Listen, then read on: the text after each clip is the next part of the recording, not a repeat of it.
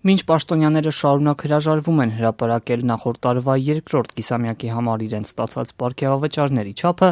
այդ տեղեկությունը ոչ պաշտոնական խողովակով է արտահոսում։ 5-րդ ալիքի ձեռքի տակ վարչապետի աշխատակազմի ղեկավար Արայիկ Հարությունյանի ստորագրությամբ մի փաստաթուղթ է հայտնվել։ Գրված է, թե որքան պարգևավճար են փոխանցում տարբեր պետական կառույցների գլխավոր քարտուղարներին՝ մոտ 2.3 միլիոն դրամից մինչև շուրջ 5 միլիոն։ 32 պաշտոնյայի անուն կա այս ցանկում։ Խրախուսելու մասին այս որոշումը, սակայն, պաշտոնապես հրապարակված չէ։ Որոշման տեքստում հղում են անում ընդհանուր 4.6 միլիարդի պարգևավճարներ բաժանելու շաբաթներ առաջ ընդունված որոշմանը։ Հրապարակումից ժամեր են անցել։ Կառավարությունը դրա իսկությունը չի հերքել։ Ըստ արտահոսած փաստաթղթի աշխատանքի եւ սոցիալական հարցերի նախարարության գլխավոր քարտուղար Արտակ Մանգասարյանը կես տարվա համար շուրջ 4 միլիոն դրամ է ստացել, ավելի քան $10,000։ Ամսական ստացվում է 657,000 դրամ։ Առողջապահության նախարարության գլխավոր քարտուղար Վարդանուշ Գրիգորյանն էլ ավելի շատ՝ 4,240,500 կամ ամսական մոտ 710,000 դրամ է ստացել։ Արտաքին գործերի նախարարությունում նրանց պաշտոնակցի հաշվին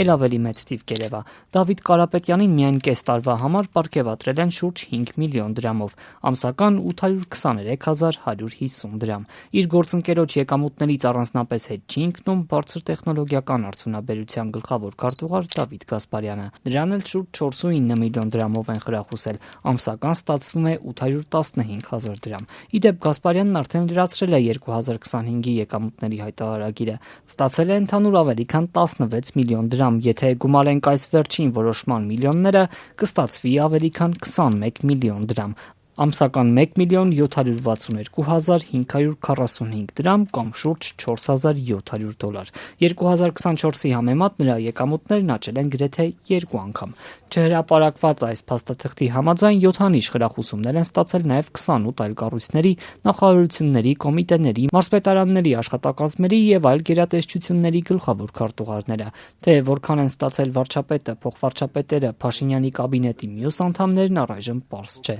Կառավարությունը հրաժարվել էր Ազատությանը հայտնել տեղեկությունը, հղում անելով անձնական տվյալների գաղտնիությանը։ Այս հայտարարագիրը եմ լրացնում,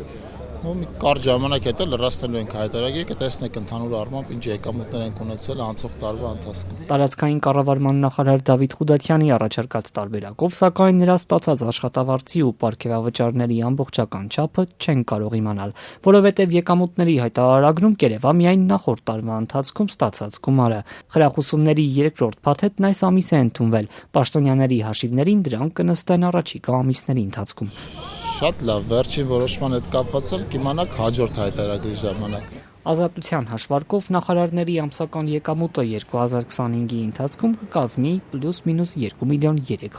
դրամ կամ $6,000։ Այս հաշվարկն արել ենք նախարարների ավելի վաղ արած հայտարարությունների հիմքով։ Դավիթ Խուդատյանը սակայն կարծում է, թե իրենց եկամուտների աճը մեջբերեմ հսկայական չի եղել։ Ավելին, պարգևավճարները չհանրայնացնող կառավարության անդամը պնդում է, Հայաստանը որոշ դեպքերում ավելի թափանցիկ է, քան եվրոպական երկրները։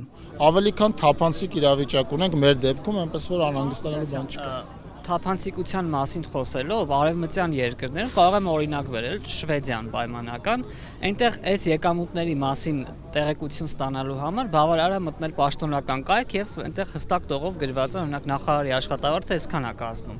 Շատ լավ, որ եվրոպական տարբեր երկրների եք ուրեմն հղում անում, ես էլ պետք է հղում անեմ, որ Հայաստանում թափանցիկության երբեմն շատ ավելի բարձր մակարդակ կա, ներառյալ օրինակ պաշտոնյաների նվերներ ստանալու մասով, նվերների հայտարարման ռեեստրի մասով եւ հաճախ եվրոպացի գործընկերների հետ երբ որ մենք շփվում ենք, տեսնում ենք իրենց զարմանքը, որ Հայաստանում այս տեսակի պաշտոնյայի շուրջ թափանցիկությունը այս մակարդակի է հասցված։